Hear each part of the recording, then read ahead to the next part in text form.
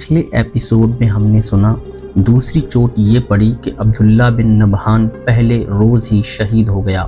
मौर्रिख लिखते हैं कि अब्दुल्ला ने शुजाअत और क़यादत में कोई कसर न रहने दी, लेकिन वो शहीद हो गया और फ़ौज में खलबली बपा हो गई। इससे ताहिर की फ़ौज ने ये फ़ायदा उठाया कि किले से बाहर आकर बड़ा शदीद जवाबी हमला किया। मुसलमान इस हमले की ताब न ला सके और पसपा हो गए।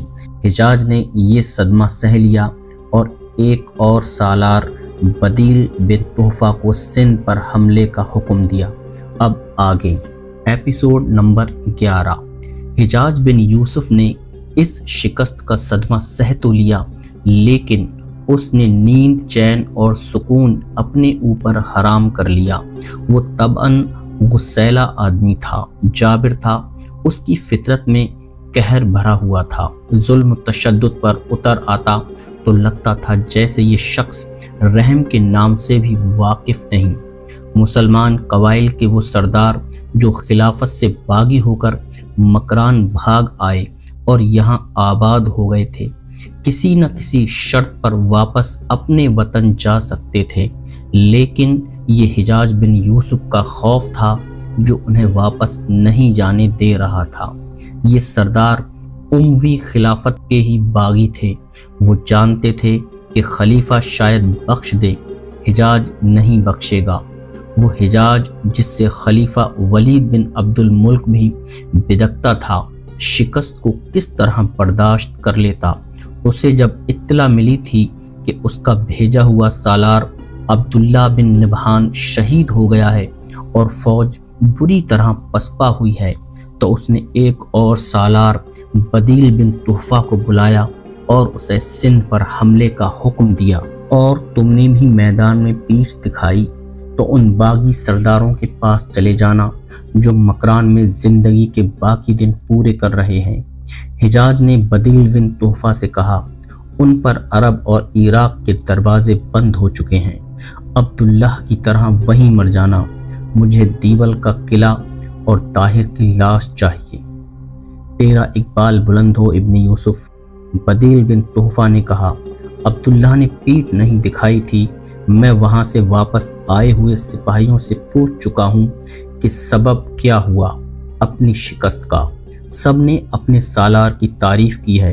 कहते हैं वो दुश्मन से मगलूब होकर नहीं मरा, वो दुश्मन पर गालिब आने के लिए उसके कल्ब में चला गया था, मगर ताहिर हाथी पर सवार था।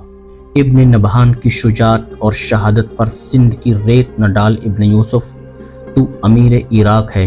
खुदाई ताकत अपने हाथ में लेने की कोशिश न कर। खुदा की कसम इब्ने तोहफा, मैं तेरी जुर्रात पर खुश हूँ। हिजाज ने कहा, ये नदामत है जो मुझसे ऐसी बातें करा रही है।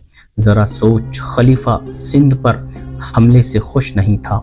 मैंने उसे बहुत मुश्किल से राजी किया और उससे हुक्म लिया था। मुझे शिकस्त ने इतना शर्मिंदा नहीं किया जितना अमीरुल मोमिनीन के इस पैगाम ने बेहाल किया है जो शिकस्त की इत्तला मिलने पर उसने मुझे भेजा है। उसने कहा है, क्या अब भी नहीं समझोगे कि मैंने तुझे सिंध पर हमले से क्यों रोका था? क्या अब ऐवान खिलाफत से हमें हमले की इजाज़त मिल जाएगी? बदील ने पूछा। मुझे किसी की इजाज़त की ज़रूरत नहीं, हिजाज ने कहा। ये मेरी शिकस्त है, ये इस्लाम की शिकस्त है। मैंने इसे फतह में बदलना है। मैं अमीरुल मोमिनीन को समझाना चाहता हूँ कि सिंध पर हमला और कब्ज़ा क्यों ज़रूरी है। तू भी समझ ले इब्ने तोहफा, मुझे 2 आदमियों ने शिकस्त दी है, राजा ताहिर ने और खलीफा इब्ने अब्दुल मुल्क ने। अगर तूने भी वही किया जो पहले हो चुका है तो मेरे हाथ हमेशा के लिए बंद जाएंगे और वो हिंदी उन मुसलमानों को कमज़ोर और बेआसरा समझने लगेंगे जो हिंदुस्तान के साहिली इलाकों में और सरानदीप में आबाद हैं। सिंध के डाकू उनके जहाज़ों को लूटते और उन्हें कैदी बनाते रहेंगे। ऐसा नहीं होगा इब्ने यूसुफ, बदील बिन तोहफा ने कहा। और ये भी सोच इब्ने तोहफा, हिजाज ने कहा, मुझे अपने वतन और अपने मजहब की एक बेटी ने पुकारा था। वो ताहिर की कैद में है।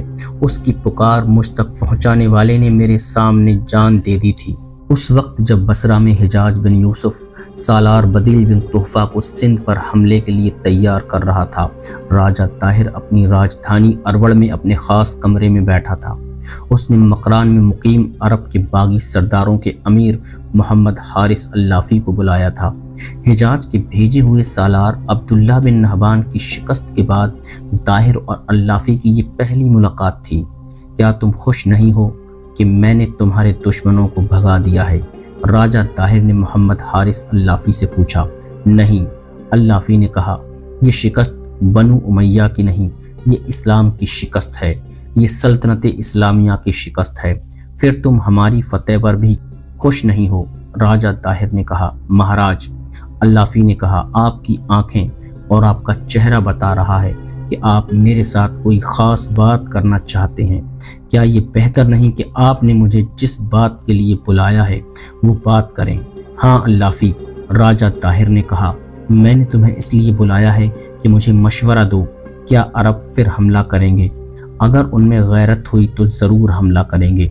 अल्लाफी ने कहा, खलीफा शायद मुंह मोड़ जाए। इराक का अमीर हिजाज बिन यूसुफ हटका पक्का है, वो इस शिकस्त को हजम नहीं करेगा। उसने मालूम कर लिया होगा कि आपकी फौज किस तरह लड़ती है, वो दूसरी बार शिकस्त नहीं खाएगा। क्या तुम मेरी मदद को नहीं आओगे? राजा ताहिर ने पूछा।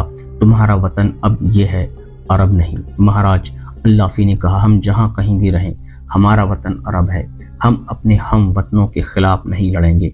अगर अरब की फौज ने फिर हमला किया तो मुझे तुम्हारी मदद की ज़रूरत होगी। राजा ताहिर ने कहा, इस मदद की जो कीमत मांगोगे दूंगा। कहोगे तो तुम जहाँ रहते हो उस इलाके को तुम्हारी आज़ाद रियासत बना दूंगा, वहाँ तुम्हारा राज होगा। हम आपकी ये मदद करेंगे कि आपके खिलाफ नहीं लड़ेंगे। अल्लाफी ने कहा, हम गैर जानिबदार रहेंगे। सोच लो अल्लाफी, ताहिर ने कहा, मैंने तुम्हें आबाद किया, मैं तुम्हें बर्बाद भी कर सकता हूँ, तुम्हें अपने मुल्क से निकाल सकता हूँ, तुम सबको कैद में डाल सकता हूँ। महाराज, अल्लाफी ने कहा, हमारे मुतालिक जो भी फैसला करें सोच समझ कर करें और अपने वजीर ब्रह्मन से मशवरा कर लें।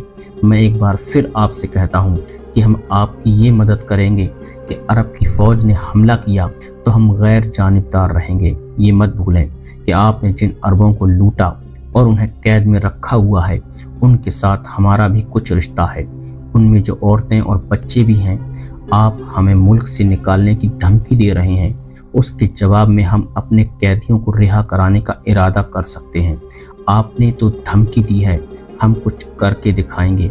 मैं तुम लोगों को किस तरह यकीन दिलाऊं कि मैं कुछ नहीं जानता ये कैदी कहाँ हैं? राजा ताहिर ने कहा, न मैंने हुक्म दिया कि उन जहाज़ों को लूट लिया जाए। जहाज़ों को लूटने वाले बड़े ताकतवर कबीले के लोग हैं।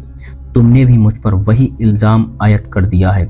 इसका मतलब यह है कि मुझे तुम पर भरोसा और एतमाद नहीं करना चाहिए। महाराज, अल्लाफी उठ खड़ा हुआ और बोला, हमने आपके एक दुश्मन को ऐसा भगाया था कि आप पर हमला करने की सोचता होगा तो डर जाता होगा। हिंदुस्तान से आपका कोई और दुश्मन उठेगा तो हम उसे हमेशा के लिए ख़त्म कर देंगे, लेकिन अरब के हमला आवरों के खिलाफ नहीं लड़ेंगे। हमारा इख्तिलाफ खिलाफत से है। हम अपने हुक्मरानों के खिलाफ हैं, अपने मजहब, अपनी कौम और अपनी सल्तनत के खिलाफ नहीं। फ़र्क क्या हुआ? राजा ताहिर ने कहा, राजा और राज में कोई फ़र्क नहीं होता। जो कोई मेरी ज़ात से बागी होगा उसे मैं अपने राज का, अपनी कौम का और अपने मुल्क का बागी और गद्दार समझूंगा। इस्लामी सल्तनत में कोई राजा नहीं होता। अल्लाफी ने कहा, राजा अल्लाह का होता है, खलीफा बादशाह नहीं होता, कौम रियाया नहीं होती। कोई शख्स खलीफा के खिलाफ हो जाए तो खलीफा उसे खिलाफत या सल्तनत का बागी नहीं कहेगा। लेकिन महाराज, इन बातों को छोड़ें, मैं आपको सिर्फ ये बताना चाहता हूँ कि हम अरबों के खिलाफ नहीं लड़ेंगे।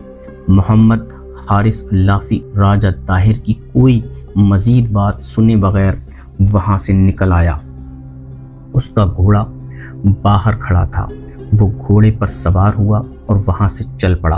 वो महल से कुछ दूर गया तो एक आदमी उसके रास्ते में आ गया।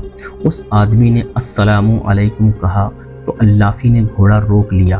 कौन हो तुम? अल्लाफी ने اس سے اس خطے کی زبان میں پوچھا۔ تیرا ہم وطن ہوں، اس شخص نے عربی زبان میں جواب دیا۔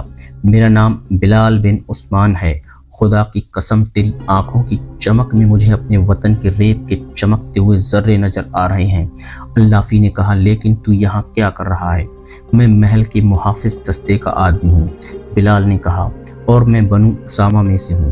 کیا تو میرے باپ کو نہیں جانتا؟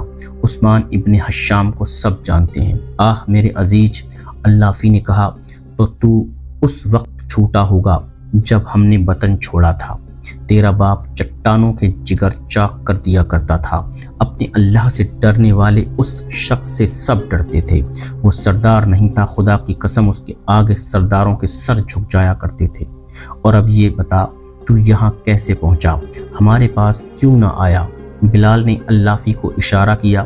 اللافی گھوڑے سے اتر آیا اور دونوں اکٹھے چلتے گئے۔ بلال نے اللافی کو بتایا کہ وہ کس طرح اپنے 4 ساتھیوں کے ساتھ یہاں پہنچا تھا۔